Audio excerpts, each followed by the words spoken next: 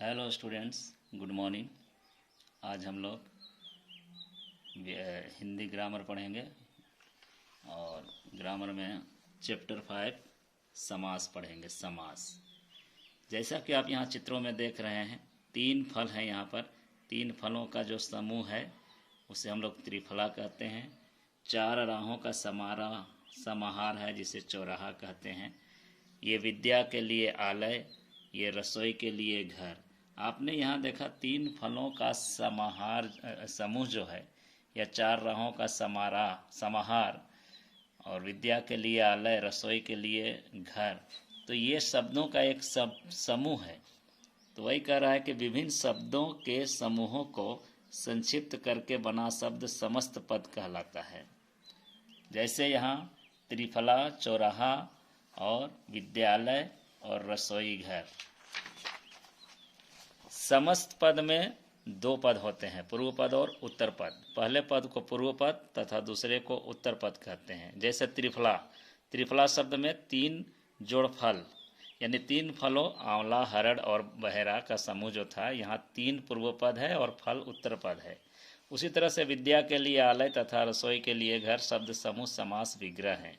यहाँ विद्यालय तथा रसोई घर का विग्रह अलग कर दिया गया है। इस प्रकार समस्त पदों को अलग अलग करना और उसके आपसी संबंध को स्पष्ट करना समास विग्रह कहलाता है, यानी विग्रह का मतलब अलग। इस प्रकार समस्त पद और समास विग्रह समास की 2 प्रक्रियाएं हैं।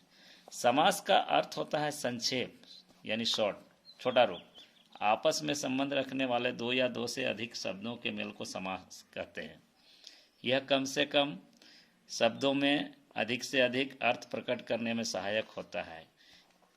यानी राजपुत्र, राजा पुत्र, यानी राजा का पुत्र। घुड़सवार, घोड़ा सवार, घोड़े पर सवार। इस तरह से हम कह सकते हैं कि 2 या 2 से अधिक शब्दों के मेल से नए शब्द बनाने की क्रिया को समास कहते हैं। समास के भेद में पहला है तत्पुरुष समास। तत्पुरुष समास में समास विग्रह जब हम करेंगे तो एक चीज़ आप ध्यान रखिएगा कि उसमें कारक चिन्ह आएंगे, जिसे कर्ता ने कर्म को, करण से संप्रदान को के लिए। तो ये चीज़ आप मेन ध्यान रखेंगे। जैसे राजा का पुत्र, घोड़े पर सवार, गुण से हीन, यहाँ आप काले अक्षरों में देख रहे हैं। तो इस तरह के विग्रह करने से जो आते हैं उसे आप तत्पुरुष समास कहेंगे।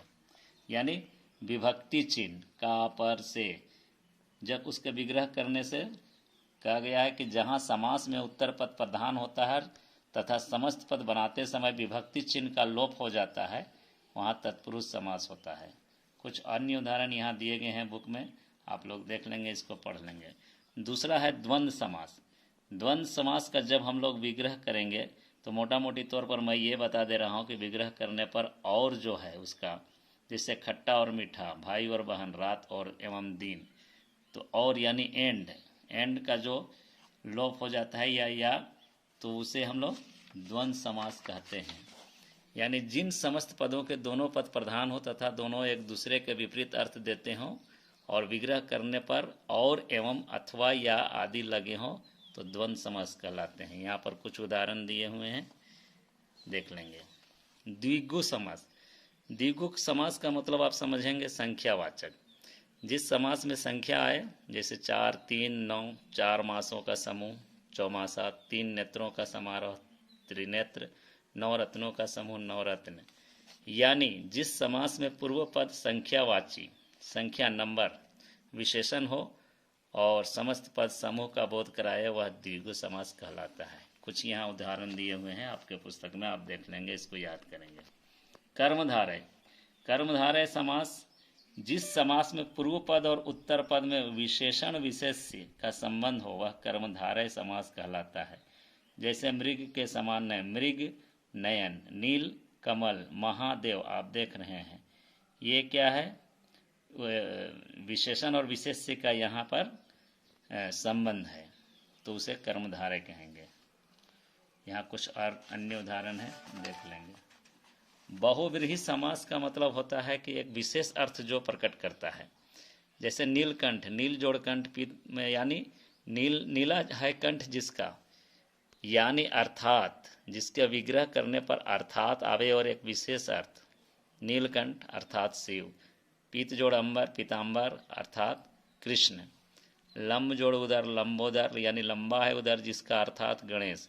एक विशेष अर्थ आता है, यानी उसके विग्रह करने पर अर्थार्थ आवे तो बहुव्रीहि समास समझेंगे। यानी जिस समस्त पद का कोई भी पद प्रधान नहीं होता बल्कि वह किसी अन्य का बोध कराता है, बहुव्रीहि समास कहलाता है। कुछ अन्य उदाहरण यहाँ और हैं, आप देख लेंगे और इस तरह से इसको आप लोग देखेंगे। अव्ययी भाव समास, पूर्व पद उत्तर पद, जिस समस्त पद में पूर्व पद अव्यय हो, अव्यय जैसे यथा, प्रति, भर, और उसके योग से समस्त पद भी अव्यय बन जाए तो अव्ययी भाव समास कहते हैं।